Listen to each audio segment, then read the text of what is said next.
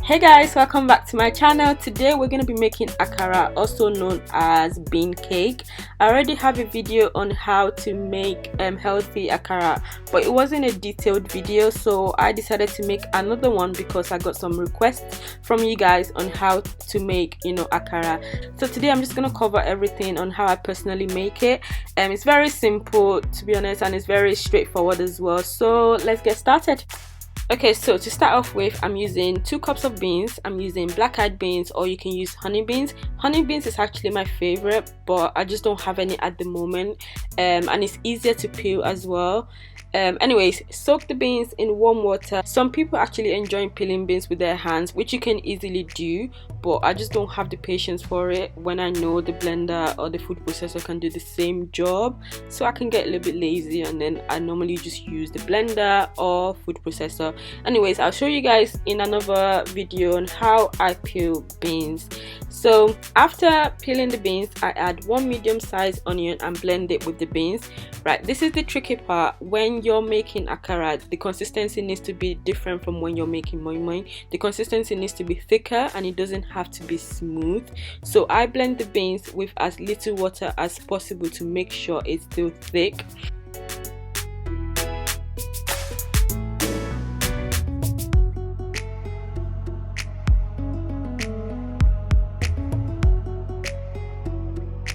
Smart, you're the best. Smart, you're the best.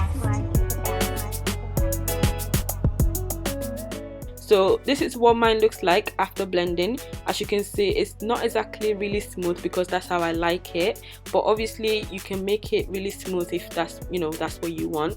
It's just down to personal preference, to be honest, because the main key thing here is to make sure the consistency is still thick regardless of whether you like it smooth or not as smooth. So yeah.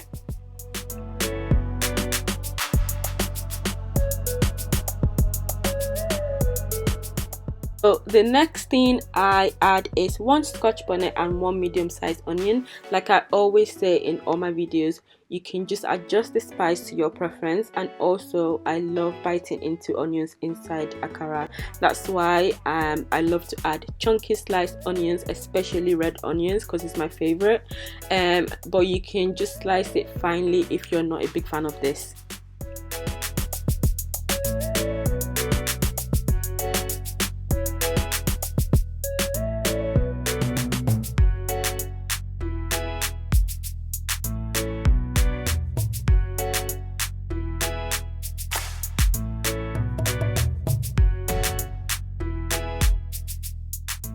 So I go ahead and add the chopped scotch bonnet and the onion to the beans, and I added some salt. I also added some seasoning as well. You can add some crayfish too if you want that kind of flavor in your akara. It actually tastes nice, but I'm not going to be doing that today. So all you have to do is just give it a good mix, and we're ready to fry.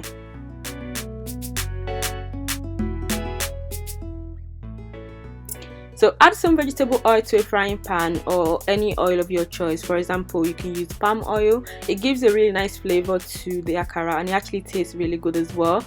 But today I'm just going to be using vegetable oil. Anyway, I'm using considerable amount of oil because I'm going to be deep frying the akara. So heat your preferred oil up for about 3 minutes until it's really hot, and then we can start frying. Okay, so the questions I got were to do with how to make sure the akara doesn't sink in the oil, and how to make sure it's fully cooked on the inside as well as the outside. So my tip would be to scoop a generous amount of bean batter into the oil, as you can see here, to make sure the akara will be fully cooked on the inside by the time it's golden brown on the outside. Also, another tip would be to make sure that the heat level is consistent all the way through whilst you're frying it. So it's better not to reduce the heat so that the akara would not absorb the oil or sink into the oil, because that would mean that the akara would be oily or really soggy, and we don't want that. Another tip would be that the heat should not be too high, because obviously it would burn, or it would just be golden brown quickly on the outside and the inside of the akara would be uncooked. That's why at the start, when I'm heating up the oil, I do this in medium heat, and fry the akara in medium heat all the way through. So constant heat all the way through helps to create, you know, fully cooked nice golden akara that is not oily and is fully cooked inside and it's not soggy.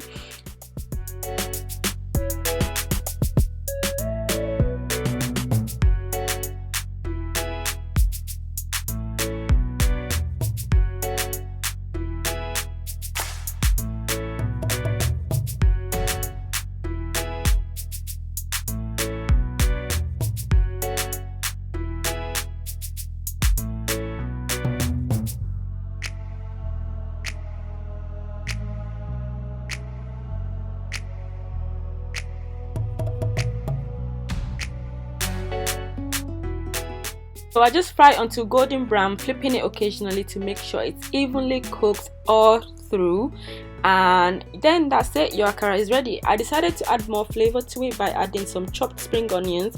It adds more color and crisp to the akara. This is optional, by the way, but it tastes really good, so you should try it. So I just fry it the same way I just explained to you guys, and this is it. This is how I make akara. You can have it on its own, you can have it with bread, some sukari, pap, custard, however you want to enjoy your akara. So yeah, I hope you guys have enjoyed this video. Don't forget to subscribe for more detailed videos like this from me, and thanks for watching, guys. I'll see you guys next time. Bye.